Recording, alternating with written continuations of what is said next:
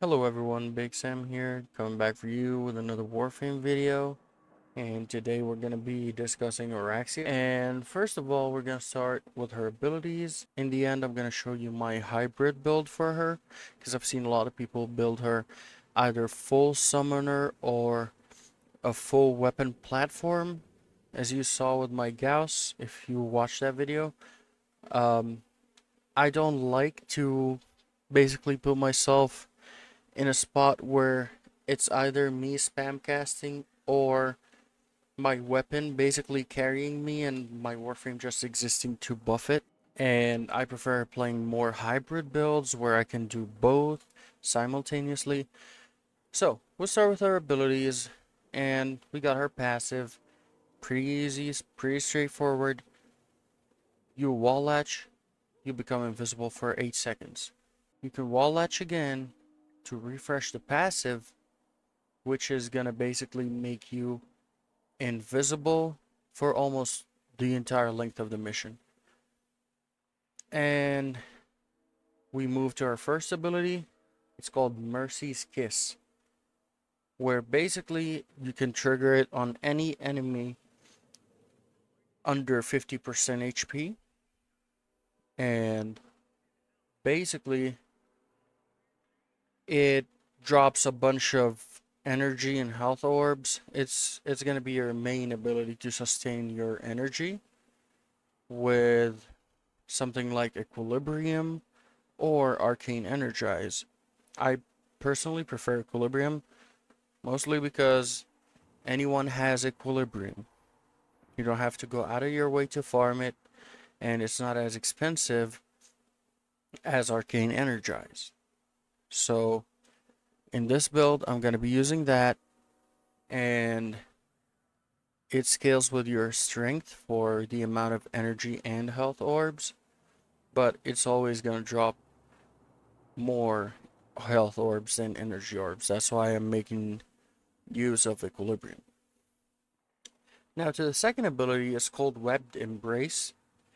And what you do is that you throw a projectile that once it hits an enemy or a surface, it does like an AoE that basically debuffs the enemies, stuns them. All the enemies in range get more damage vulnerability, and you can have 3 of these active at the same time. And it's a decent crowd control ability. It helps you deal more damage, and overall, if the enemy can move, they can attack you, so it helps you with survivability.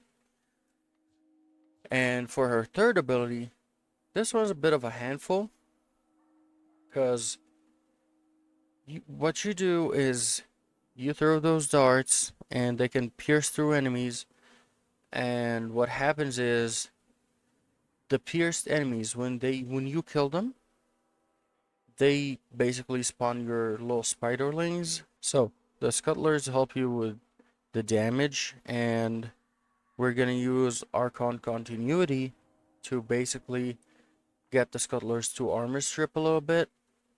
Also, the darts apply a load of toxin damage, which is also gonna feed into the whole Archon Continuity thing.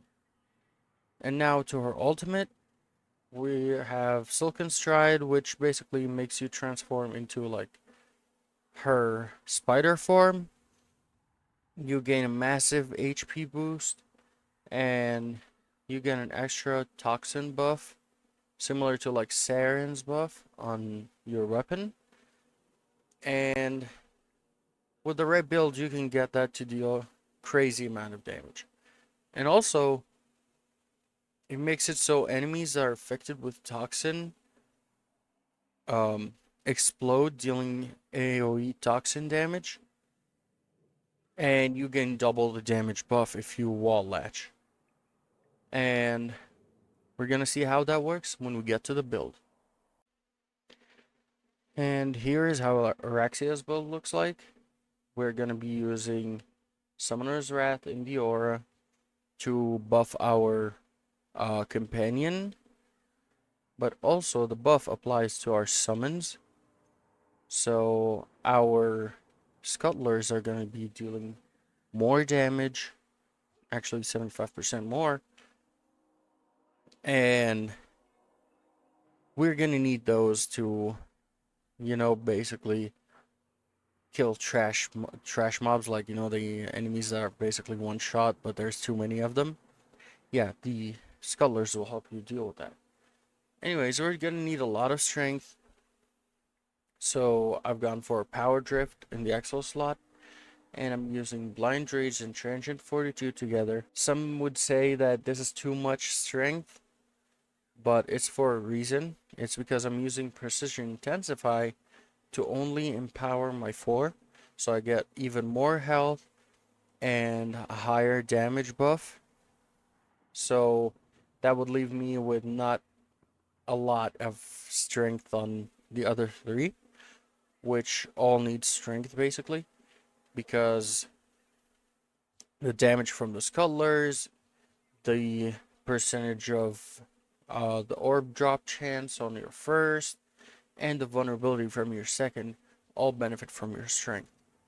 So what we'll do is that we're going to use Blind Rage, Transient Fortitude, and Precision Intensify. And for the whole thing with her abilities proccing Toxin all the time, going to be using Archon Continuity to help us with reducing the enemy armor. And for some range, we're going to use Stretch and Augur Reach just to make it so her explosions, like the enemies that explode after being killed from her 4th ability, explode in a larger radius, and also for her CC to cover more area and basically debuff more enemies and immobilize them. And for the energy economy, I'm using Primed Flow and Equilibrium. Basically Equilibrium because I get 600% chance of dropping the HP orbs, and that means that I basically dropped six HP orbs, and there's a 28% chance there's going to be a 7th one, and only one and a 57% chance of a second one of energy. So we're going to be using Equilibrium to utilize those health orbs to the max.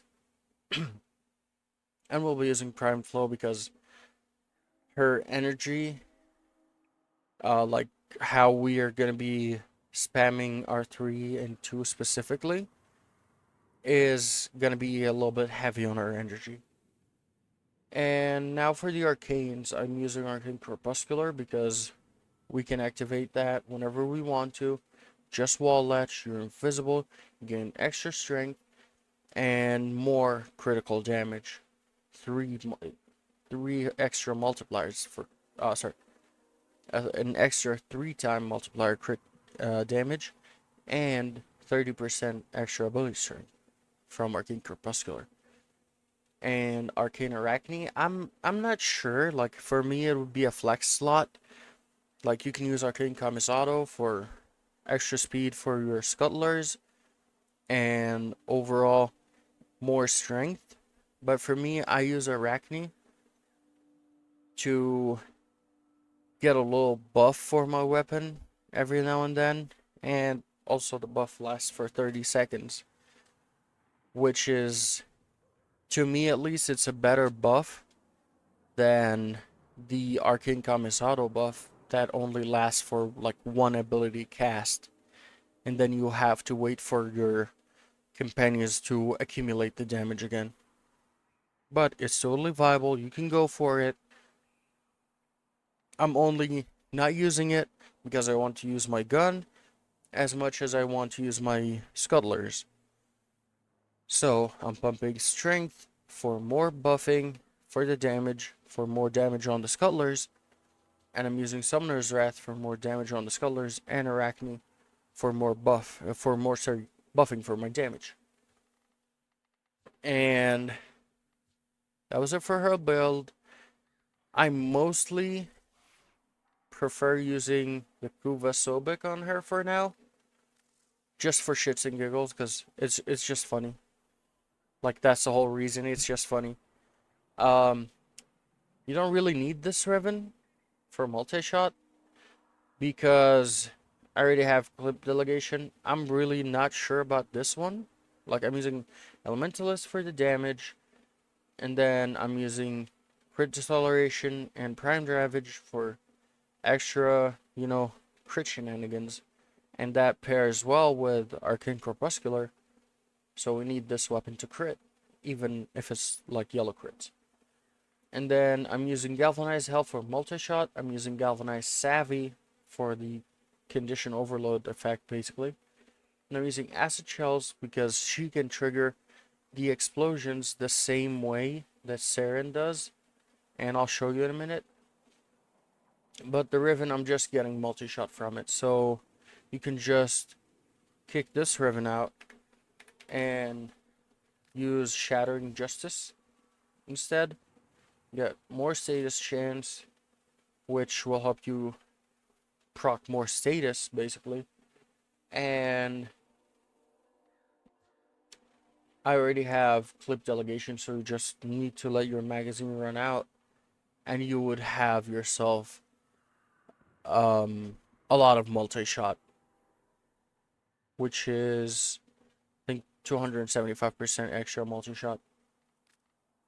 But for me, I got a Riven, so why not use it? If you have a Riven, find a place, fit it in there. Okay? Then I'm using Visual Anti-Supplies to have that slight chance of upgrading my crits from yellow to orange.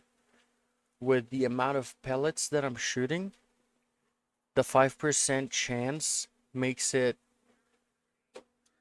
sound less, like it sounds like it happens less than it actually does, because I got 16 pellets fired, and then I stack 120% extra from Galvanized Hell, which would be about like 20, 25, 26 extra, well, basically a total of 25, 26 pellets. And so I'd say it will deal a lot more damage. And I'm using Primary Blight for extra multi-shot and crit damage, which would basically bump everything up even higher, Basically crazy stuff out here. And so, let's try the build first. What we do is, we summon our enemies, we wall latch to gain that 30% strength, and then we press R4 to get the extra damage, throw R2, and give it a couple shots. Yeah, everything just blows up. Let's try the Scuttlers. Kill one guy.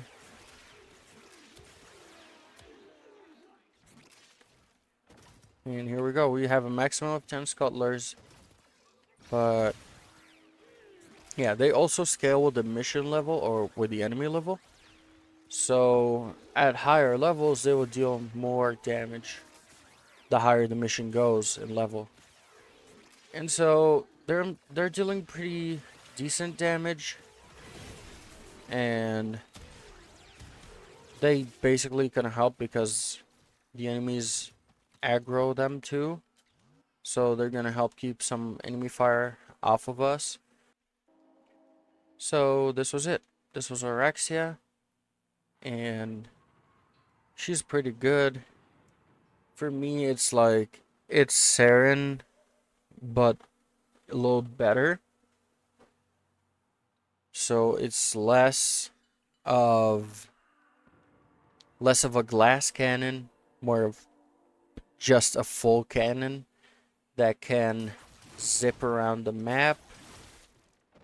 If I forgot to mention, if you press shift, or sorry, if you press dodge, when you're in your 4, you zip to the surface you're aiming at. So you can stick to walls, to ceilings, you can basically use it to dash on the floor. it's, you can do whatever you want. And as I keep dashing, I keep refreshing the duration of my invisibility. So if you keep jumping around like this, you can just stay invisible forever and keep your crepuscular buff. And if you manage to keep doing it on the wall as I'm doing right now, you basically keeping your buff doubled for your fourth toxin buff. And so this will be it for me. Till next time. Sorry if I was a little late on this video. I promised it to be sooner, but some stuff came up and I had to deal with it. Anyways, I'll see you next time, Tenna.